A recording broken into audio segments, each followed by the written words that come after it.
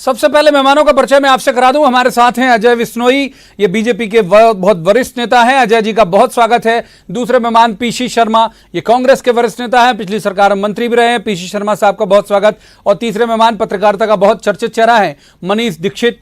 मनीष जी का भी बहुत स्वागत है। शुरुआत अजय विश्नोई साहब से करेंगे। अजय जी, बहुत ज्यादा ऐसी राहत भरी खबरें तो कहीं से भी नहीं आ रही। आज का भी मैं आंकड़ा देख रहा था, 9 लोग तो आपके यहाँ जबलपुर में भी आ गए, 131 इंदौर में भी आ गए संक्रमित नए जो है वो।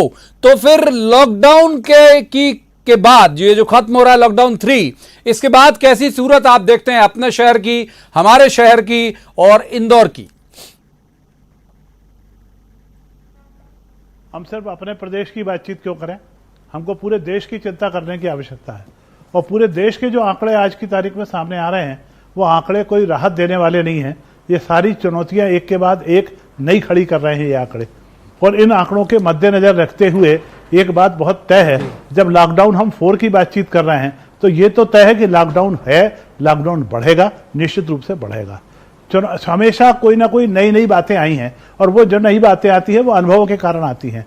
हमारे जितने भी अनुभव पुराने हैं उन पुराने अनुभवों को हम देखें तो जैसे ही बाजार खुलता है, चाहे वो सब्जी का बाजार हो, चाहे किराने का बाजार हो या कोई दूसरा बाजार हो, एकदम से भीड़ उमड़ती है। शराब की दुकानें खुली तो जिस तरीके की वहां पे भीड़ बढ़ी है उसने हमारे को सबको घबराहट में लाके खड़ा कर दिया था। यह सारी चुनौतियों को ध्यान में रखते हुए लॉकडाउन तो बढ़ेगा, निश्चित रूप से बढ़ेगा। अब अपन इन संभावनाओं पर विचार कर सकते हैं कि उसमें से क्या राहत मिलना चाहिए और क्या राहत नहीं मिलना चाहिए। अभी आप एक चर्चा और कर रहे थे कि रेड जोन के इलाके में क्या हम मिक्सअप व्यवस्था करेंगे। यानी मिक्सअप व्यवस्था से मतलब यह है कि रेड जोन में भी हम ग्रीन जोन तलाशें और उस ग्रीन जोन में हम कुछ एक्टिविटीज को बढ़ावा दें। ये हो सकता है, पर मेरे को ऐसा लगता है एक ही जिले के अंदर जहां रेड जोन कहलाता है उसमें यदि हम मिक्सअप की व्यवस्था करेंगे तो वो मैशअप क्रिएट करेगी। एक दूसरे वाटर टाइट कंपार्टमेंट हमारे पास नहीं है कि हम यहां से आने वाले को वहां रोक सकें या वहां से आने वाले को यहां रोक सकें। ऐसी अवस्थाओं के अंदर जो एक व्यवस्था चल रही है उसी व्यवस्था को थोड़े दिन और हमको आगे बढ़ाना होगा, और थोड़े दिन अनुशासन में रहना होगा और थोड़े दिन बर्दाश्त करना होगा। इकोनॉमिक व्यवस्थाओं के लिए सरकार बहुत कुछ सोच रही है, बहुत कुछ कर रही है।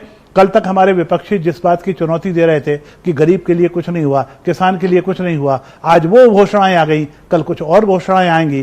पूरा एक पिक्चर, एक खाका तैयार हो रहा है जिससे कि हम इकोनॉमिक गतिविधियों को भी संचालित करेंगे। इसलिए मेरे को लगता है हमको सरकार पर भरोसा करना चाहिए, सरकार के निर्देशों का पालन करना चाहिए और लॉकडाउन बढ़ता है तो उसके अनुशासन में चलना चाहिए।